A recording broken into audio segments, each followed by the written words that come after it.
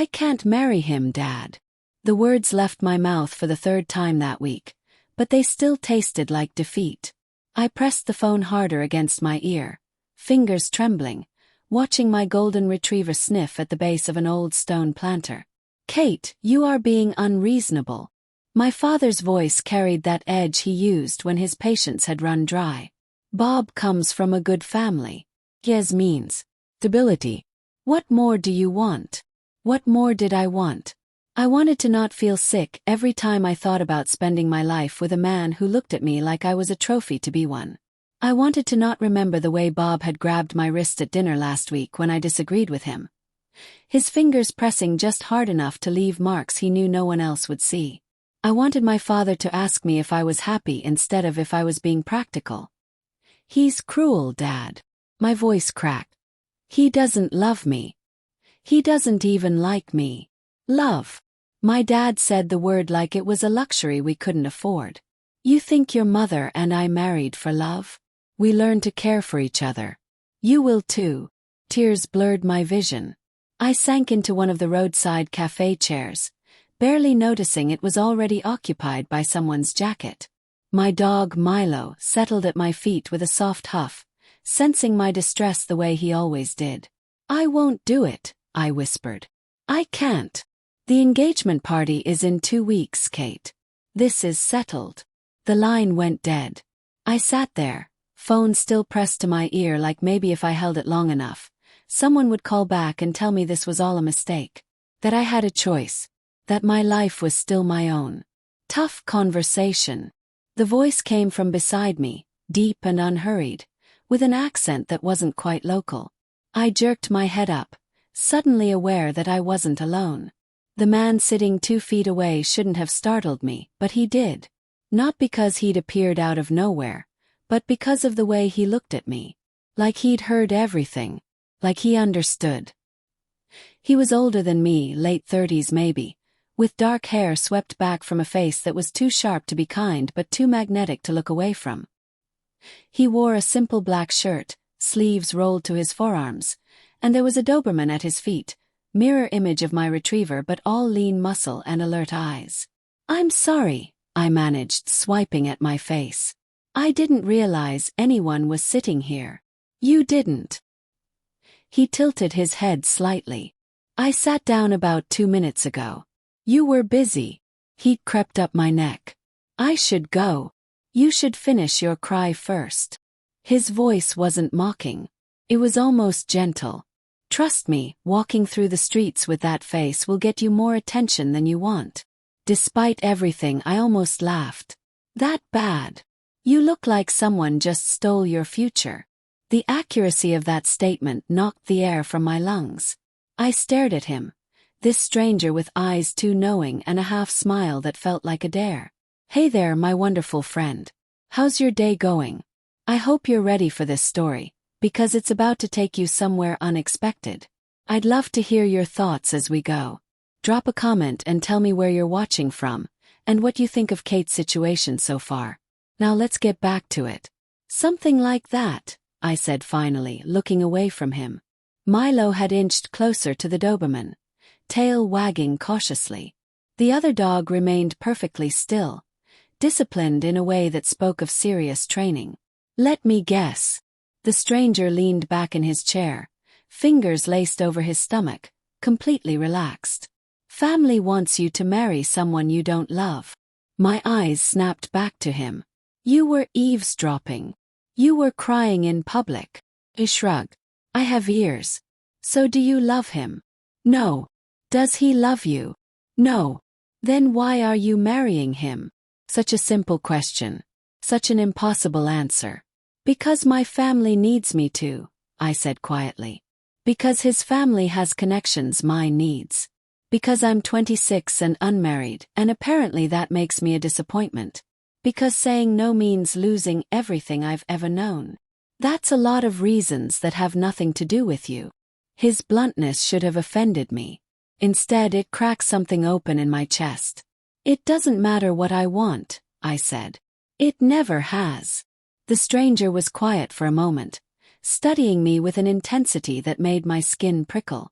Then he reached down and scratched his dog behind the ears, the gesture surprisingly tender for someone who radiated such controlled danger. "Maybe your parents don't care about that man," he said slowly. "Maybe they just want to see you settled, happy, married to someone who'd fight for you. That's a nice fantasy. Is it?" He met my eyes again. "What if you brought someone home? Someone better than this Bob?" "There is no one else." The admission tasted bitter. "That's the whole problem. If there were, they'd have no leverage. There's always someone else." Something in his tone made my pulse skip. I studied him more carefully now. The way he sat, the confidence that wasn't arrogance but certainty. The expensive watch on his wrist that didn't match his casual clothes. The scar that disappeared into his hairline above his left temple. "Are you suggesting I hire an actor?" I tried to make it sound like a joke. "I'm suggesting you bring home a man who'll make them forget Bob exists. And where exactly would I find someone willing to append their life for a stranger's family drama?" He smiled then, really smiled, and it transformed his entire face. Made him look younger. Almost playful. "You're looking at him." And blinked. "What? Bring me home?" He said it like he was offering to carry my groceries, not propose a scheme that was absolutely insane. "Introduce me as your boyfriend. Your fiancé if you want to be dramatic about it. I guarantee your parents will have questions, but they won't be pushing Bob anymore." This had to be a joke. "Test. Something. I don't even know your name." "Daniel." He extended his hand across the small space between our chairs. "Daniel Corleone." His grip was warm and firm and sent electricity racing up my arm. "Kate Mercer." My voice sounded far away. "And you can't be serious." "I'm always serious. You don't know me. You don't know my family. Why would you possibly help me?" For the first time, something flickered in those dark eyes. Something that looked almost like pain. "Let's just say I know what it's like to be trapped in a life you didn't choose," he said quietly. "And I have a weakness for people trying to escape." Milo chose that moment to flop over onto his back, demanding belly rubs from Daniel's Doberman. The bigger dog looked at mine with what I could only describe as dignified confusion. "Your dog has no sense of personal boundaries," Daniel observed. "He thinks everyone wants to be his friend. Optimistic. Foolish, usually. Maybe." Daniel looked at me again. "Or maybe he just knows who's safe." The weight of that statement settled between us. This was crazy. This man was a complete stranger offering to solve my problem with a solution that created a dozen new ones. I should stand up, thank him politely, and walk away. Instead, I heard myself ask, "Why would they believe you? They'll want to know everything. How we met. How long we've been together. They'll investigate you. Let them." There wasn't a trace of concern in his voice. "I promise I'll pass whatever test they want to give." This is insane. Probably. He stood then, and I realized he was taller than I'd thought, broad-shouldered and imposing in a way that made the quiet street feel smaller. His dog rose with him, instantly alert. "But you have 2 weeks until an engagement party for a man you can't stand. I'm offering you an alternative. Think about it." He pulled a card from his pocket and placed it on the table between us. Thick, expensive paper with nothing but a phone number embossed in silver. "Call me if you change your mind, Kate Mercer." Then he walked away, his Doberman at his heel, leaving me alone with my frantically confused dog and a business card that felt like it was burning a hole in the table. I picked it up with shaking fingers. What had just happened? And why did every instinct I had scream both danger and relief when I looked at where Daniel had disappeared into the evening shadows? I kept the card for 3 days. 3 days of staring at my phone. 3 days of Bob texting me about wedding venues and honeymoon destinations like my opinion mattered. 3 days of my mother calling with updates about guest lists and dress appointments. 3 days of feeling like I was drowning in a future that would erase me completely. On the 4th day I called the number. He answered on the 2nd ring. "Took you longer than I expected," Daniel said, no greeting, no pretense. How did you know it was me? Because no one else has this number. That should have been my first real warning. Who had a phone number they gave to no one? But I was too desperate to care about red flags. I need to know you're serious, I said, pacing my apartment while Milo watched me with concerned eyes. I need to know this isn't some elaborate joke. Meet me tomorrow. Bring questions. I'll answer what I can. What you can. I stopped pacing. That's not reassuring. Kate. The way he said my name made my stomach flip. If you want someone who'll lie to make you comfortable, call Bob. If you want someone who'll actually help you, meet me at Rossini Park. 2:00. The fountain near the east entrance. He hung up before I could respond. The next afternoon, I found him exactly where he'd said, sitting on the fountain's edge, feeding pieces of bread to the pigeons. His Doberman sat beside him, ignoring the birds with impressive restraint. He wore different clothes but the same aura of controlled power, like even in a public park he owned everything he could see. You came, he said when I approached. I'm desperate, not stupid. I have conditions. I'd be disappointed if you didn't. He patted the space beside him. Sit. Tell me your rules. I sat, maintaining careful distance between us. First, this is temporary. We pretend for long enough to get my parents off my back about Bob. Then we stage a breakup. Clean. Simple. Agreed. Second, nothing physical beyond what's necessary for appearances. Something flickered in his eyes. Amusement maybe. Define necessary. Hand-holding. Maybe a kiss on the cheek. Nothing more. Your parents will expect more than that from a couple in love. Heat crept up my neck. Then we'll be a couple that values discretion. All right. He tossed the last of the bread to an aggressive pigeon. What else? I need to know why you're doing this. People don't help strangers without a reason. Daniel was quiet for a long moment, watching the water cascade down the fountain's tiers. When he finally spoke, his voice carried a weight that hadn't been there before. I was married once, he said, to a woman my family chose. We learned to love each other like your father promised you would learn to love Bob. She was good, kind. She deserved better than what I could give her. What happened? She died. The words were flat, emotionless, but I could see the tension in his jaw. 3 years ago. And I watched my daughter lose the only parent who knew how to be soft. The mention of a daughter startled me. You have a child. Isabella. She's 6. He finally looked at me, and the vulnerability in his eyes made my chest ache. And before you ask, yes, she'll be part of this. If you come to my home, you'll meet her. If we do this convincingly, she'll think you're real. That's the cost. The ethical implications of that crashed over me. I can't lie to a 6-year-old. Then don't. His voice turned gentle.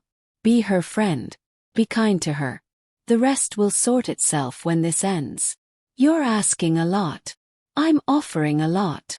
He shifted slightly, closing the distance between us by inches. You get your freedom. I get to give my daughter a few weeks of seeing what a mother figure might look like again. And maybe we both get to pretend we're normal people for a little while. There was something desperately lonely in that statement. Something that told me this dangerous, confident man was just as trapped as I was, just in different chains. I don't know anything about you, I said quietly. Not really. What do you do? Where do you live? What if my family asks questions I can't answer? I'll prepare you. He pulled out his phone, typed something quickly. Come to dinner tonight. My home. Meet Isabella. See if you can actually do this before we commit.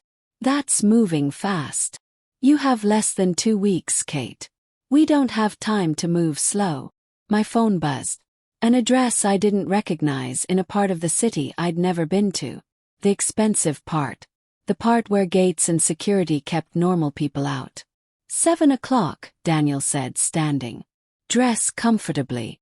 Isabella doesn't care about impressions. Wait. I stood too, suddenly aware of how close we were, how much taller he was, how the sunlight caught the gray threading through his dark hair. What do I call you? What's our story? Call me what you want. As for the story. He smiled, that same transformative smile from the cafe. We met at a park. You were crying. I couldn't walk away. Sometimes the truth is the best cover. Then he did something I didn't expect. He reached out and tucked a strand of hair behind my ear. His fingers barely grazing my skin but leaving heat in their wake. You're doing the right thing, he said softly. Trust me. And God help me, I did. That evening, I stood outside the address he'd sent, staring at iron gates and a driveway that disappeared into trees. There was a call box. Camera. This wasn't a house. This was an estate. What had I gotten myself into? Press the button. Miss Mercer. The voice through the speaker was professional, cold. Mr. Corleone is expecting you. Please drive through. The gate swung open like a mouth, and I stepped into a world I didn't understand. The house at the end of the drive was beautiful and imposing, all stone and windows and architecture that whispered old money. But it was the man standing on the front steps that made my breath catch. Daniel, with a little girl holding his hand. Isabella had his dark hair and eyes that were too serious for someone so small. She wore a yellow dress and watched me approach with a careful assessment of a child who'd learned not to trust easily. You came, Daniel said, and there was relief in his voice. I said I would. This is Isabella. Bella, this is Kate. She's going to have dinner with us. The little girl studied me for a long moment. Then, do you like butterflies? Question through me. I do. Good. Papa doesn't understand them. He thinks they're just pretty bugs. Despite the strangeness of everything, I laughed. Well, they are bugs. But they're also magic. Something softened in Isabella's expression. She released her father's hand and took mine instead, her small fingers surprisingly confident. Come see my collection, she commanded, tugging me toward the door. I have 17 kinds. I looked back at Daniel helplessly. He just smiled, following us inside. And as I stepped into his home, into his life, into a deception that felt increasingly real, I realized the point of no return wasn't agreeing to his plan. It was this moment. This little girl's hand in mine. This man's eyes on my back. This feeling that I was exactly where I was supposed to be, even if I had no idea who these people really were. Dinner with Isabella changed everything. Not because of the food, though it was prepared by a private chef who moved through Daniel's kitchen like he'd worked there for years. Not because of the house, though every room I glimpsed spoke of wealth I couldn't begin to calculate. It changed because of the way Isabella fell asleep against my shoulder after showing me her butterfly collection, her drawings, her books, her entire small world. The way Daniel looked at us when he found us on the couch. His daughter breathing softly against my neck, something raw and desperate in his eyes. She doesn't do that with strangers, he'd whispered, carefully lifting Isabella into his arms. She doesn't trust easily. Neither do I, I'd whispered back. I know. He'd paused at the base of the stairs, Isabella's head on his shoulder. That's why I knew you'd understand. That night, I went home with a plan and a terror that felt like standing on a cliff's edge. 3 days later, I brought Daniel Corleone home to meet my parents. My mother opened the door with her practiced smile, the one she used for charity events and disappointing relatives. It faltered the moment she saw him. Kate, darling, I didn't know you were bringing a guest. Mama, Papa. I stepped inside, Daniel's hand finding the small of my back with easy familiarity we'd practiced in his car. This is Daniel, my fiancé. The silence that followed could have shattered glass. My father appeared from his study, reading glasses still perched on his nose, freezing mid-step when he saw us. My mother's face cycled through shock, confusion, and something that might have been fear.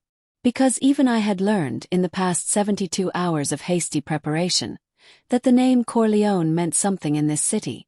Something that made restaurant hosts stammer and business associates lower their eyes. Daniel had told me enough to prepare me, but not enough to scare me away. I'm sorry, my father said slowly, his voice carefully controlled. Did you say fiancé? I did. I moved closer to Daniel, drew strength from his solid presence. I wanted you to meet him before I called off the engagement to Bob. Called off? My mother's voice rose half an octave. Kate, what are you talking about? The party is in 9 days. Then cancel it. My voice stayed steady even though my heart was trying to escape my chest. I'm not marrying Bob. I'm marrying Daniel. My father's eyes had never left Daniel's face. There was recognition there, understanding, and calculation. Mr. Mercer. Daniel extended his hand, his accent thicker than usual, his posture radiating controlled power. I apologize for the abrupt introduction. Your daughter and I had hoped to approach this more delicately, but circumstances have accelerated our timeline. Circumstances. My father didn't take the offered hand. You'll forgive me, Mr. Corleone, but I know exactly who you are. And I'm trying to understand why a man of your reputation is standing in my home claiming to be engaged to my daughter. Because I love her. The lie fell from Daniel's lips like truth. Smooth. Certain.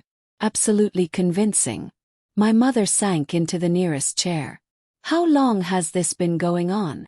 My father's voice had gone dangerous. How long have you been seeing my daughter behind our backs?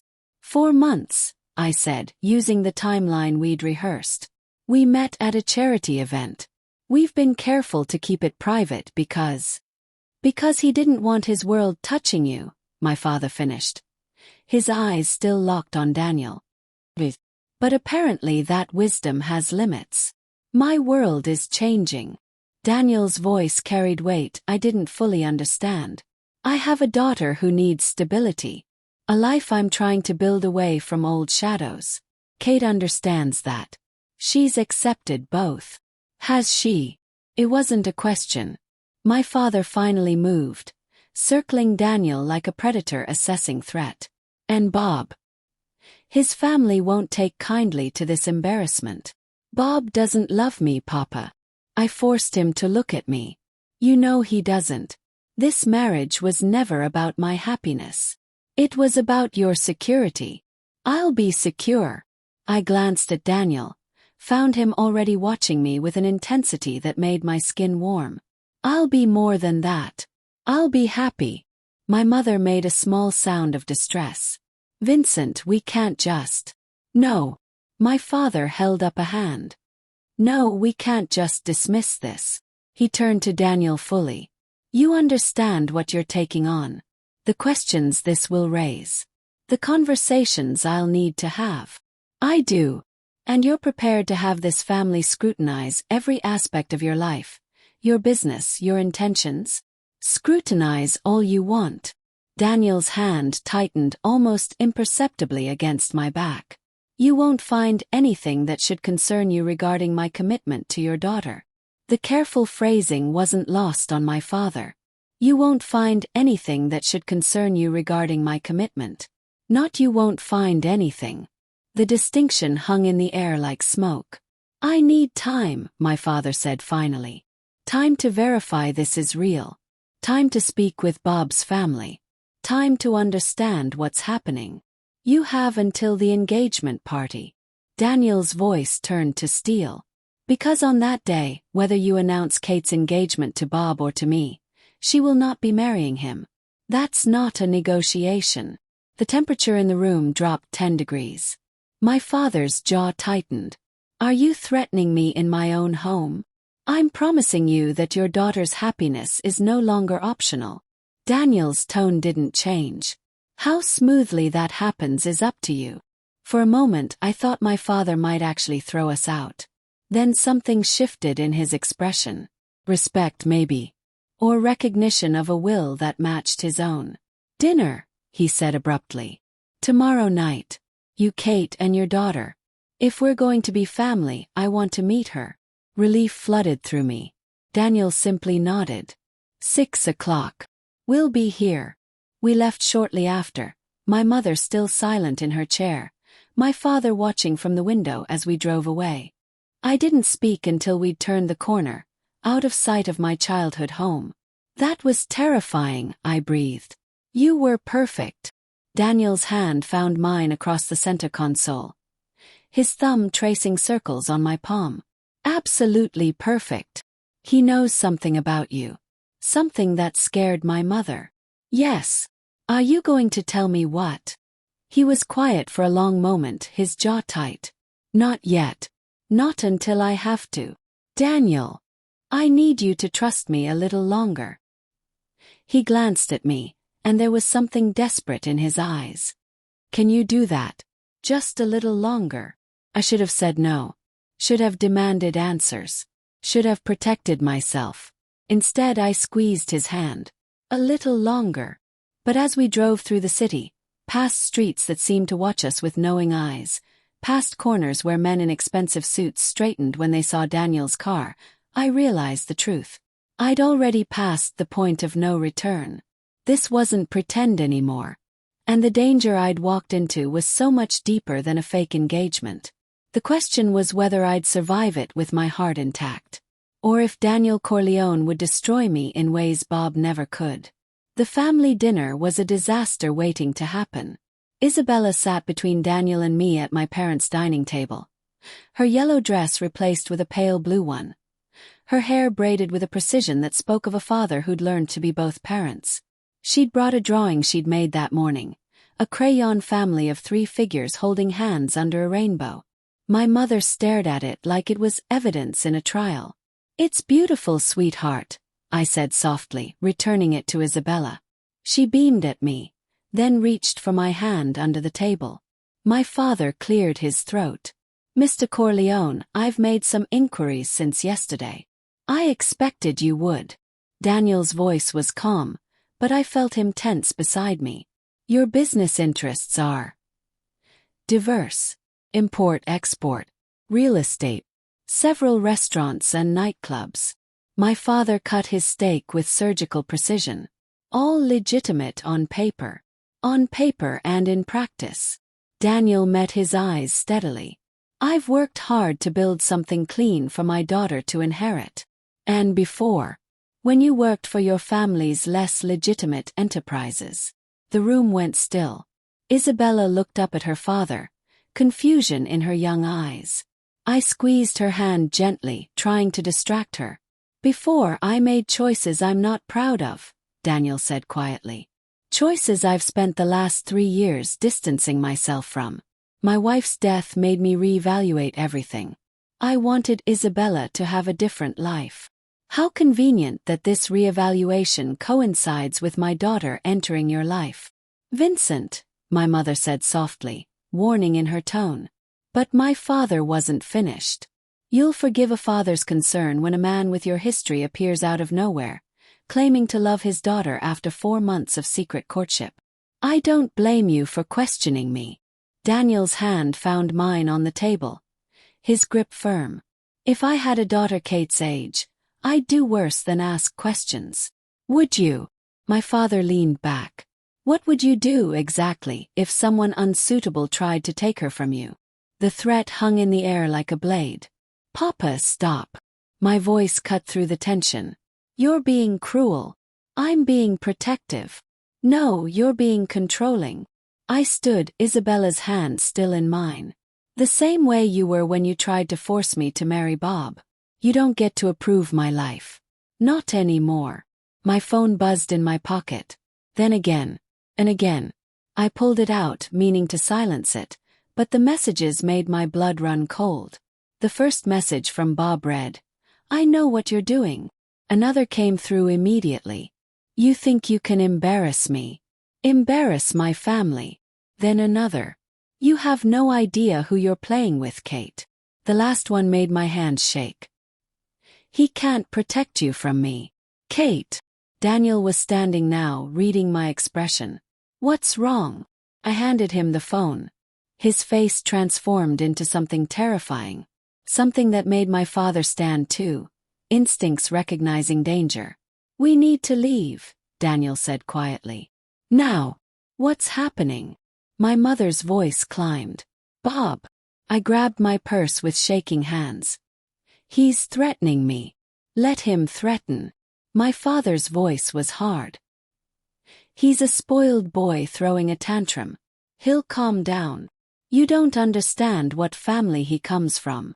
Daniel was already moving, Isabella in his arms, his other hand reaching for me. Vincent, I need you to listen very carefully. Keep your doors locked tonight. Don't open them for anyone you don't know personally. I'll have someone watch your house.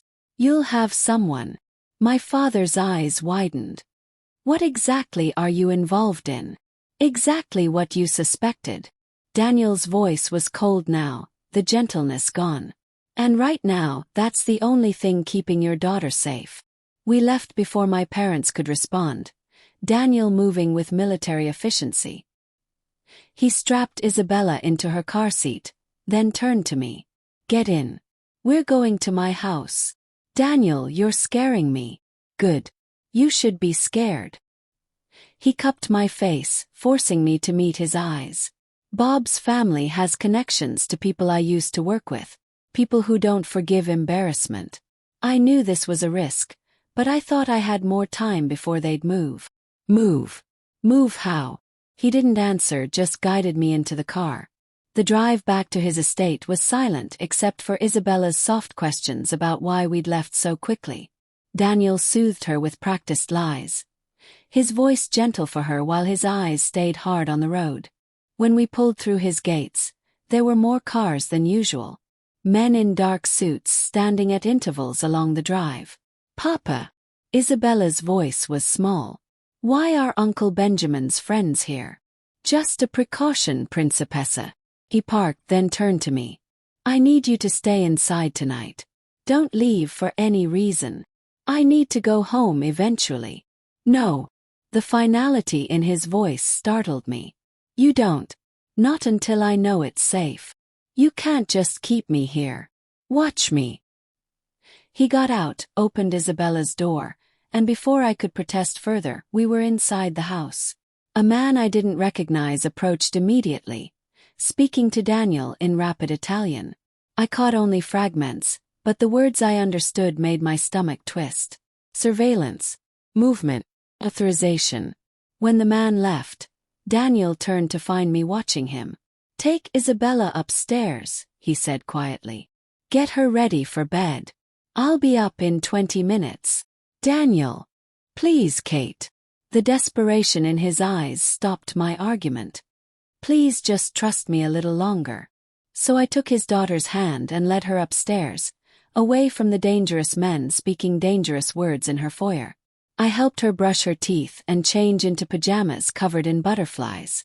I read her 3 stories while my mind raced with questions I couldn't ask. Will you stay tonight? Isabella asked as I tucked her in. I don't want you to go. I don't think I have a choice, sweetheart. Good. She smiled, already half asleep. I like when you're here. Papa smiles more. My heart cracked open. After she fell asleep, I found Daniel in his study, a glass of something amber in his hand, staring out the window at his illuminated grounds. Tell me the truth, I said from the doorway. All of it. He didn't turn around. You know what I am, Kate. You've known since your father said my name and your mother went pale. Say it anyway. I'm the head of the Corleone family. His voice was flat. What the press calls organized crime. What the streets call the Mafia. I inherited it when my father died, tried to leave after my wife was killed, but you don't just walk away from blood and legacy. And Bob. His family answers to people who hate mine. This engagement, you choosing me over him, it's not just personal embarrassment. It's a shift in power. A statement. So I'm what? A pawn in some territorial war. No.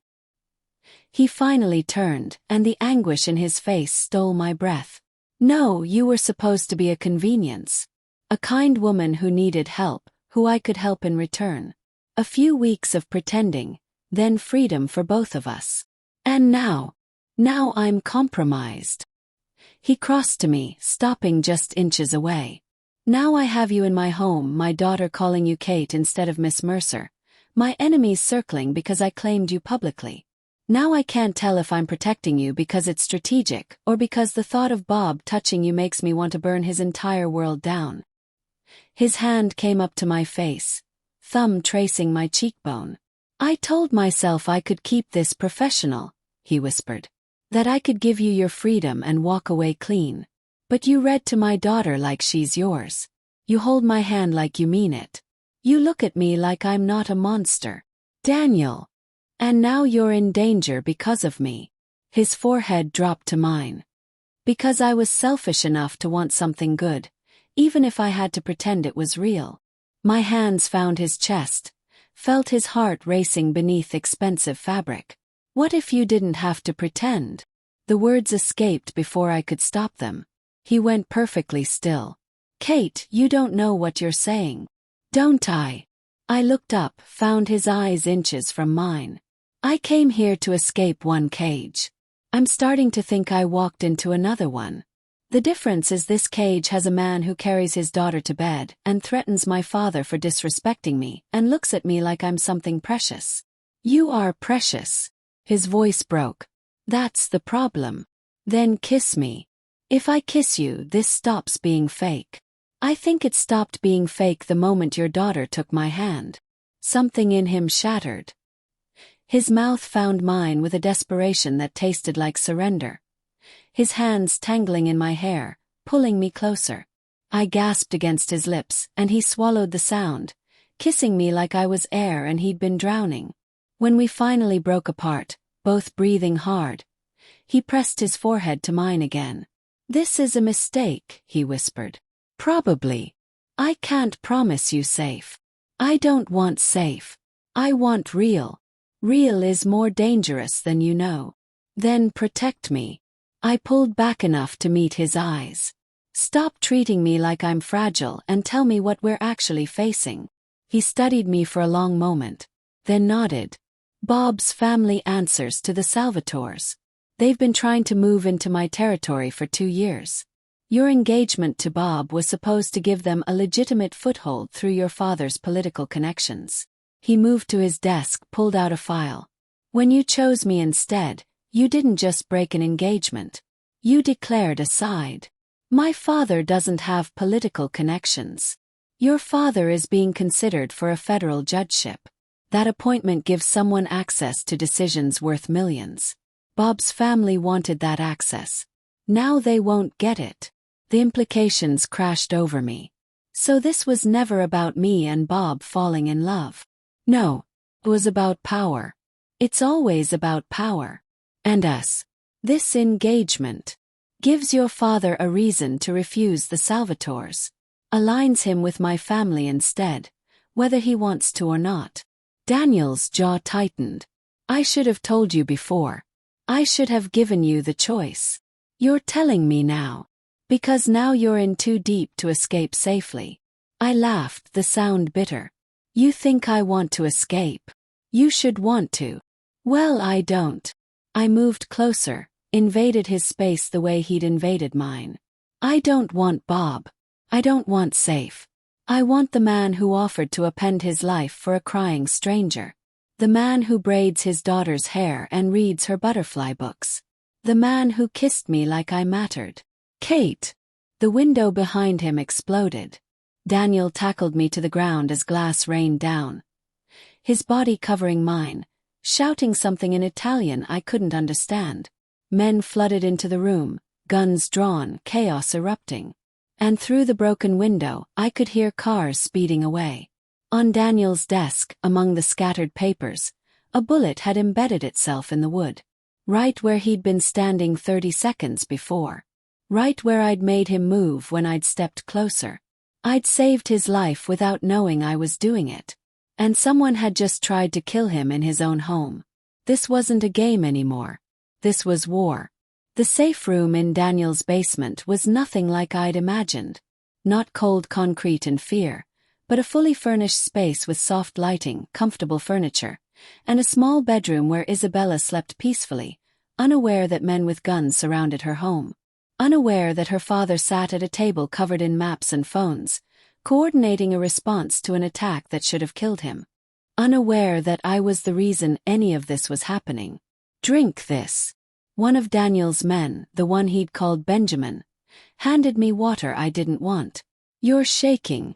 It was. My whole body trembled with adrenaline that had nowhere to go. Daniel spoke rapid Italian into his phone. His voice cold and commanding, nothing like the gentle tone he used with his daughter. This was the man my father had recognized. The man whose name made restaurant owners stammer and business associates lower their eyes. This was the Mafia boss. And I'd kissed him like he was just a man. When he finally ended the call, he crossed to me, crouching so we were eye level. "Are you hurt?" I shook my head, unable to find words. "Look at me, Kate." His hands cupped my face, forcing me to focus. "Are you hurt?" "No, I'm fine. I'm just..." The words tumbled out. "Someone tried to kill you. In your own home. With your daughter upstairs. With me there. Someone tried to." "I know." His thumb brushed away tears I didn't realize were falling. "I know. But you're safe now. Isabella's safe. That's what matters. What matters is that this is my fault." I pulled away from his touch, stood on unsteady legs. "If I hadn't pushed you away from that window, if I hadn't been there at all, if I hadn't agreed to this insane plan, if you hadn't pushed me away, I'd be dead." His voice was matter-of-fact. "You saved my life. I put your life in danger in the first place. No, Bob did that. The Salvatores did that. This world did that." He stood too, closing the distance I tried to create. "You're the only good thing that's happened to me in 3 years. I'm the catalyst for a war. You're the reason I remembered what I'm fighting for." Benjamin cleared his throat from across the room. "Boss, we have confirmation. 3 shooters, all Salvatore soldiers. They're in the wind, but we're tracking them." Daniel's expression hardened. "Put word out. I want a meeting with Antonio Salvatore. Tomorrow. Neutral ground." "He won't agree to meet." "He will when I threaten to burn down every business he owns in this city." Daniel's voice dropped to something deadly. "He wants a war, I'll give him one. But he's going to look me in the eye first." Benjamin nodded and left, speaking into his own phone. I stared at Daniel, seeing him clearly for the first time. Not the man who'd offered to help a crying stranger. Not the father who braided his daughter's hair. The man who could threaten to burn down businesses like he was discussing the weather. "You're scared of me now." It wasn't a question. "I'm scared of what you can do." I wrapped my arms around myself. "I'm scared of what I've gotten myself into. I'm scared that Isabella will wake up and ask why there are men with guns in her house. She won't wake up. She's used to this." The casual statement broke something in me. "She's 6 years old and she's used to armed guards. That's not normal, Daniel. That's not okay." "I know." Pain flashed across his face. "Why do you think I've been trying to get out?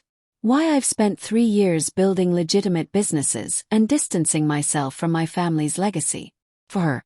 So she could have normal. But she doesn't have normal. She has this." I gestured at the safe room, the security, the violence. "And now I'm part of it too. You don't have to be." He moved to a desk in the corner, pulled out an envelope. "I had these prepared. New identity, bank account with enough money to start over anywhere you want, documents that will get you out of the country if you need them." I stared at the envelope like it was a snake. "What is this?" "Your exit." He held it out to me. "I told you I'd give you your freedom. This is it. Take it. Leave tonight. Benjamin will drive you wherever you want to go. By morning, you'll be someone else, somewhere else, and none of this will touch you. And my parents, Bob. The engagement party in 3 days. I'll handle it. I'll tell them you changed your mind, that you realized what I was and ran. Your father will be disappointed but safe. Bob will have no reason to target you. What about you? I'll do what I've always done. Survive." His jaw tightened. "But you'll be free. Truly free. Isn't that what you wanted?" It was. 3 weeks ago, freedom was all I'd wanted. Escape from Bob, from my parents' expectations, from a life that felt like a cage. But standing in Daniel's safe room, Watching him offer me an exit that would cost him everything, I realized freedom wasn't what I wanted anymore. And Isabella. My voice cracked. I'm supposed to just disappear from her life. Let her wake up tomorrow and wonder where I went. She'll understand eventually. She's 6. She won't understand. She'll just know that another person she cared about left her. Tears streamed down my face now. Just like her mother did. Daniel flinched like I'd struck him. Don't do that, he said quietly. Don't make this about her. Everything is about her. You said so yourself. You're building a different life for her. You're trying to get out for her. You brought me into this for her. I stepped closer, the envelope still between us. So don't pretend my leaving won't destroy her. Better destroyed now than dead later. His voice broke. Better she loses you now than watches you die because of me. Because that's where this ends, Kate. That's always where this ends. The people I love die. The confession hung between us, raw and devastating. Your wife, I whispered. It wasn't an accident, was it? Car bomb meant for me. She was driving my car because hers was in the shop. His hands shook as he set the envelope on the desk. I watched the explosion from my office window. Watched my entire world end in fire and smoke. Watched my daughter lose her mother because someone wanted me dead. Daniel. So yes, I'm giving you an exit. Because I can't watch that happen again. I can't bury another person I love because they made the mistake of standing too close to me. Another person I love. The words settled over me like snow, quiet and transformative. You love me, I said softly. Of course I love you. He laughed, the sound broken. How could I not? You're brilliant and brave and kind. You read butterfly books to my daughter and stand up to your father and kiss me like I'm worth saving. I've loved you since you cried in that cafe chair and didn't apologize for taking up space. My heart was breaking and soaring at the same time. Then don't send me away. I have to. No, you don't. I grabbed his shirt, pulled him close, made him look at me. You're making the same choice that got your wife killed. You're deciding what's best for me without asking what I want. I know what you want. You want safety, freedom, a normal life. I want you. The words came out fierce, certain. I want Isabella. I want family dinners where your daughter shows me crayon drawings. I want to fall asleep in your arms and wake up to you braiding her hair. I want the life we've been pretending to have. That life gets you killed. Maybe. Or maybe it gets me something worth dying for. I pulled him closer until our foreheads touched. I've spent my whole life being safe, Daniel. Being the good daughter, making the right choices, never taking risks. And I was miserable. Then I met you, and for the first time I felt alive. Kate, I love you. I said it clearly, loudly, needing him to hear it. I love you and I'm not running. I'm not taking your exit plan or your money or your guilt. I'm staying. You don't know what you're saying. I know exactly what I'm saying. I'm saying I choose this. Choose you. I choose the danger and the chaos and the armed guards. I choose Isabella and butterfly books and safe rooms. I choose all of it because the alternative is a life without you, and I've already lived that life. I don't want it anymore. He stared at me like I was something miraculous and terrifying. Then he kissed me. Not gentle like before, but desperate, claiming. His hands in my hair, on my back, pulling me against him like he could fuse us together through sheer will. I kissed him back with everything I had, pouring 3 weeks of longing and fear and hope into the connection between us. When we broke apart, both gasping, his eyes were wet. If you stay, there's no going back, he whispered. You'll be mine, and I'll be yours, and everyone will know it. The Salvatores, Bob, your family. Everyone. And they'll use it against us. Let them try. They'll hurt you to hurt me. Then you'll protect me. And I'll protect you. I cupped his face, made him see my certainty. We'll protect each other. That's what people who love each other do. For a moment I thought I'd won. Thought I'd convinced him. Then Benjamin burst back into the room, his face ashen. Boss, we have a problem. Daniel turned, instantly alert. What is it? It's Isabella. The world stopped. What about Isabella? Daniel's voice dropped to something lethal. She's gone. We think someone took her during the attack. While we were focused on the shooters, someone got inside. Got to her room. Benjamin's words came faster. We found her window open, signs of a struggle. And this. He held out a phone showing a photo that made my blood turn to ice. Isabella, awake and terrified, being held by a man I didn't recognize. And a message below it. Trade. The girl for Kate. You have 2 hours. Daniel's face went completely blank. The kind of blank that came before an explosion. They took my daughter. His voice was eerily calm. They came into my home and took my daughter. We're tracking the phone. We'll find her. Benjamin was already moving. We have every available man searching. 2 hours isn't enough time. Could barely breathe. Daniel, we have to. You're not going. He turned to me, and the look in his eyes was pure devastation. This is exactly what I knew would happen. They took her to get to you. To get to me through you. Then give them what they want. Give them me. No. Daniel, she's terrified. She's 6 years old and she's terrified, and we can end this right now. By trading your life for hers. He grabbed my shoulders. You think I could live with that? You think Isabella could? You think I can live knowing she died because of me? Tears poured down my face. This is my fault. I pushed you into this. I made you claim me publicly. I made the Salvatores desperate. Let me fix it. There's no fixing this. His voice cracked. There's only choosing who I lose. And I can't choose. I can't. He broke then. This powerful, dangerous man who commanded armies and terrified enemies. He broke in my arms, and I held him while our world fell apart. 2 hours to save Isabella or save me. 2 hours to choose between the daughter he'd die for and the woman he'd just admitted he loved. 2 hours to figure out how to win an unwinnable game. And somewhere in this city, a little girl who trusted me, who held my hand and showed me her butterfly drawings, was crying for her father. Crying for me.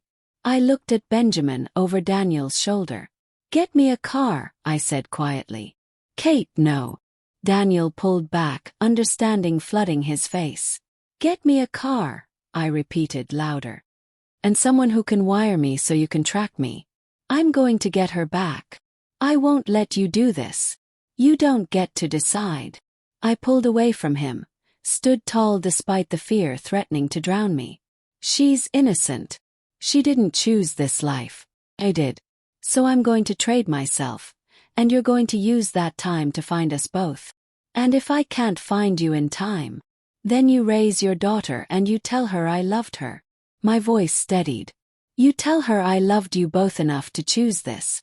And you build that normal life you promised her. You get out. You become the man she deserves. Kate.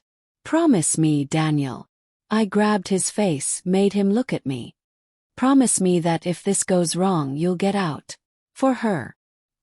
He was crying openly now. This man who probably hadn't cried in years. I promise, he whispered. But I'm coming for you. Both of you. And God help anyone who stands in my way. Kissed him one last time. Wheat. Goodbye. Then I turned to Benjamin. Let's go get Isabella. The warehouse where they told me to come was exactly the kind of place where people disappeared. Abandoned. Dark. The kind of location that screamed trap in every movie I'd ever seen. But I walked through those rusted doors anyway, because somewhere inside was a little girl who called me Kate instead of Miss Mercer, who showed me butterfly drawings and fell asleep against my shoulder. The wire Benjamin had hidden under my clothes felt like a lifeline and a lie. Daniel was listening. Daniel was coming. I just had to buy him time. The space inside was vast and empty except for 3 figures waiting in the center. Bob stood flanked by 2 men I didn't recognize, and even from a distance, I could see the rage twisting his handsome features into something ugly. But no Isabella. Where is she? My voice echoed in the empty space. Hello to you too, Kate. Bob smiled, and it was all cruelty. I have to say I'm impressed. I didn't think you'd actually come. I'm here. Now give me Isabella. In a minute. First we talk. He gestured to the men beside him. Do you know who these gentlemen are? They work for the Salvatore family. The family you embarrassed when you chose that criminal over me. Daniel is not a criminal. He's the head of a mafia organization. Bob laughed. How is that not a criminal? He's also a father trying to protect his daughter. A man trying to build something legitimate. More of a man than you'll ever be.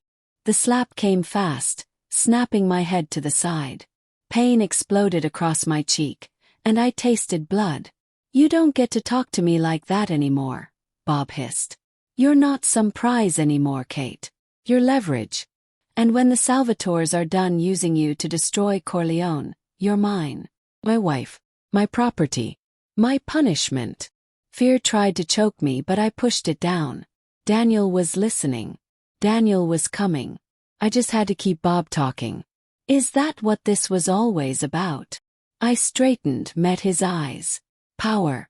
You never wanted to marry me. You wanted what I represented. Of course. You think I'd choose you for any other reason. His lip curled. You're not that special, Kate. But your father's judgeship is. And you were the key to controlling it. My father will never work with you now. He will when we have his daughter. Bob nodded to one of the Salvatore men. Bring the girl. A door at the back opened, and my heart stopped. Isabella stumbled through, pushed by another man. Her face was tear-stained, her butterfly pajamas dirty, but she was alive. When she saw me, she screamed. Kate! She tried to run to me, but the man held her back. Let her go, I said, forcing calm into my voice. I'm here. That was the deal. Me for her. The deal was you for her, one of the Salvatore men agreed. But we never said when we'd let her go. Ice flooded my veins. What? We keep you both, Bob explained, enjoying this. Insurance to make sure Corleone behaves. To make sure your father cooperates. To make sure everyone understands that crossing the Salvatores has consequences. You can't do that. We can do whatever we want. Bob moved closer, grabbed my chin roughly. And there's nothing your mafia boyfriend can do about it. He's probably scrambling right now, trying to figure out where we are. By the time he does, we'll be gone. You, me, and the girl. And he'll spend the rest of his life knowing he lost. You're wrong about one thing, I said quietly. What's that? He's already here. The lights went out. Gunfire erupted in the darkness. Muzzle flashes illuminating chaos. I dropped to the ground, covering my head. Hearing Bob shout orders I couldn't understand. Someone grabbed my arm, and I nearly screamed until I heard Benjamin's voice. Stay down. Don't move. Then he was gone, and I was alone in the dark with violence exploding around me. When the emergency lights flickered on, the scene had transformed. Daniel's men surrounded the Salvatores, guns trained, tactical and efficient. Bob was on his knees, bleeding from a shoulder wound, one of Daniel's soldiers holding him down. And Daniel stood in the center of it all, holding Isabella. She clung to him, sobbing into his shoulder, and the look on his face was pure devastation and relief. Papa, she kept saying. Papa, I was so scared. I know, baby. You know. I'm here now. You're safe. He kissed her head over and over, while his eyes found mine across the warehouse. The relief in his gaze nearly broke me. Kate! Isabella reached for me, and I scrambled to my feet, rushed to them. She grabbed me with one arm while keeping the other around her father, creating a bridge between us. You came for me. Of course I did, sweetheart. I smoothed her hair back, checked her for injuries. Are you hurt? No. Just scared. She burrowed between us. Don't let them take me again. Never, Daniel said, his voice steel. Never again. One of the Salvatore men started to move, and 3 guns immediately pointed at him. He froze. Everybody stays exactly where they are, Benjamin commanded. Boss, what do you want us to do with them? Daniel gently transferred Isabella to my arms. She wrapped around me like a koala, and he kissed both our foreheads before stepping away. When he turned to face Bob, he was no longer the gentle father. He was the boss. The man who commanded respect and fear in equal measure. You came into my home, Daniel said quietly, each word precise. You threatened my family. You kidnapped my daughter. You think there's any outcome where you survive this? Kill me and the Salvatores will never stop coming for you. Bob spat blood. You'll start a war you can't win. There's already a war. You started it. Daniel crouched, met Bob eye to eye. But I'm going to give you a choice. The same choice you gave Kate. Marry into a family you hate or disappear. What are you talking about? The Salvatores are here because you convinced them Kate's father would be useful.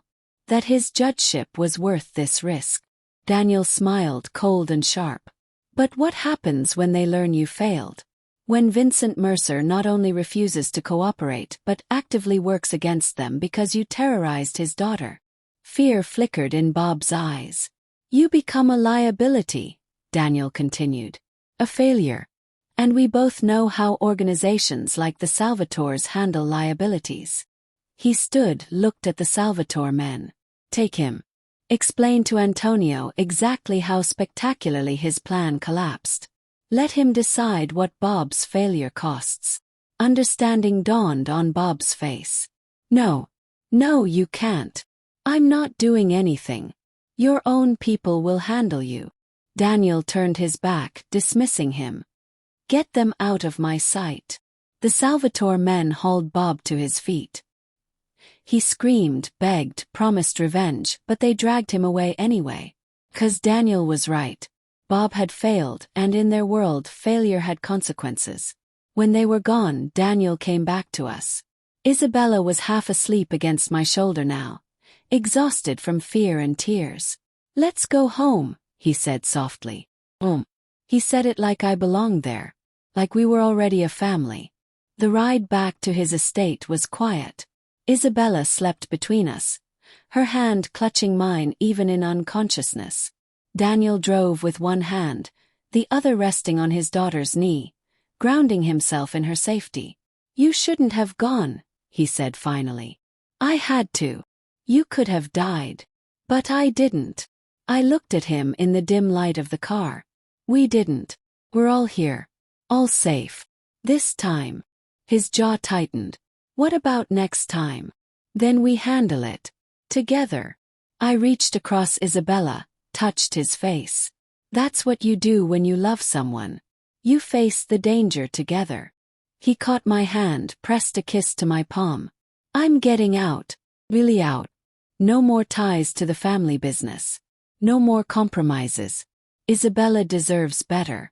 You deserve better. We deserve you. Smiled. However you come. Even with armed guards and safe rooms. Even with that. Though maybe we can work on the normal life thing. For her. He glanced at his sleeping daughter. For all of us. When we got home, Daniel carried Isabella to her room while I followed. We tucked her in together, a seamless coordination that felt rehearsed even though it wasn't. When she was settled, her butterfly nightlight casting soft patterns on the walls, she grabbed both our hands. Don't leave, she mumbled half asleep. We're not going anywhere, Daniel promised. Either of you, she insisted, looking at me. My throat tightened. Either of us. She smiled and let sleep take her. In the hallway, Daniel pulled me close, buried his face in my hair. I almost lost you both tonight, he whispered. I can't do that again. I can't survive that again. You won't have to. I pulled back, made him look at me. I'm not going anywhere. I'm staying. With you, with Isabella, with all of this. What about your family? Your father? As if summoned, my phone rang. My father's name on the screen. I answered, putting it on speaker so Daniel could hear. Kate, are you all right? My father's voice was tight with worry. Bob's family contacted me. They said there was an incident. That you were involved. I'm fine, Papa. We're all fine. We. Isabella, Daniel, and me. I looked at Daniel as I spoke. Your future family. Silence on the other end. Then, the Salvatores made it clear what siding with Corleone means for me. I know. And I'm sorry you're caught in this. But I love him, Papa. I love his daughter. This is my choice. More silence. Then a sigh. Your mother and I will be by tomorrow. Talk. To meet Isabella properly. To understand what our daughter has gotten herself into. It wasn't approval, but it was acceptance. It was a start. Thank you, Papa. Don't thank me yet. If Corleone hurts you, federal judgeship or not, I'll find a way to make him pay. Despite everything, I smiled. He won't. After I hung up, Daniel pulled me into his study, closed the door, and kissed me like he was starving. Like I was oxygen and he'd been drowning. I kissed him back with everything I had. 3 weeks of fear and longing and love pouring into the connection between us. When we finally broke apart, both breathing hard, he rested his forehead against mine. Marry me, he whispered. Really marry me. Not for show, not for strategy. Marry me because you love me and I love you and I want to spend every day for the rest of my life making you happy. We're already engaged, I pointed out, smiling. That was fake. This is real. He pulled back and there were tears in his eyes. I want real with you, Kate. All of it. The good, the complicated, the terrifying. I want to wake up next to you every morning. I want to raise Isabella together. I want to build that normal life we keep talking about. I want everything. Yes. The word came without hesitation. Yes to all of it. He kissed me again, softer this time.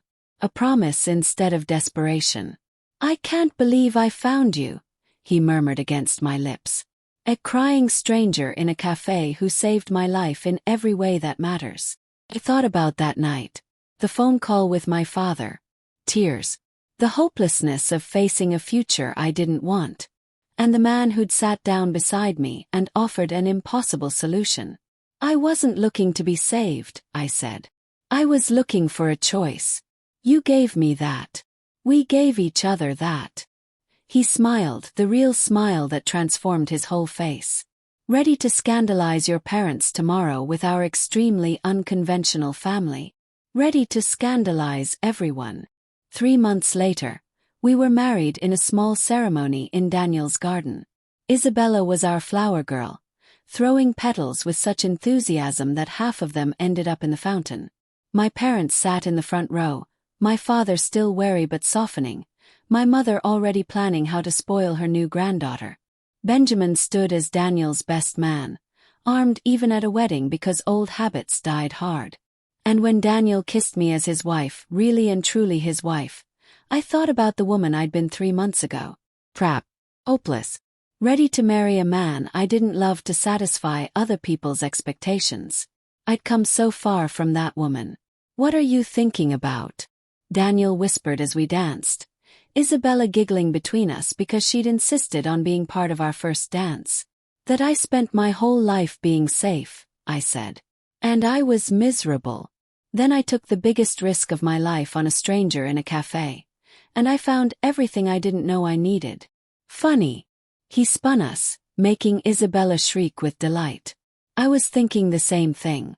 That I spent 3 years being dead inside. And then a woman crying about her father brought me back to life. We saved each other, I said. We did. He kissed me softly, then Isabella's head. And now we get to live. Later that night, after the guests had left and Isabella was asleep, I stood in the same cafe where we'd first met. Daniel had rented it out for the evening, recreated that night down to the placement of the chairs. Why are we here? Yes. Because this is where it started. He sat in the chair he'd occupied that night, gestured to mine. I wanted to thank the universe for putting me in the right place at the right time. I sat beside him, took his hand. And if we hadn't met that night, then I'd still be half alive and you'd be married to Bob, and Isabella would still be waiting for someone to teach her that butterflies are magic, not just bugs. That's a terrible alternate universe. The worst. He pulled me into his lap, wrapped his arms around me. Good thing we live in this one. In the distance, the city hummed with life. Somewhere out there, people were making impossible choices, taking desperate risks, crying in cafes about futures they didn't want. And maybe, if they were lucky, someone would sit down beside them and offer them a chance at something real. Something terrifying and beautiful and absolutely worth fighting for. I love you, I said, the words as natural as breathing now. I love you too. Daniel kissed my temple. Thank you for being brave enough to say yes to a stranger. Thank you for being crazy enough to ask. We sat there as the evening deepened, two people who'd found each other in the chaos, who'd chosen love over safety, who'd built a family from desperate chances and impossible odds. And in his pocket, I knew, was a new drawing from Isabella. 3 figures holding hands under a rainbow. But this time it wasn't pretend. This time it was real.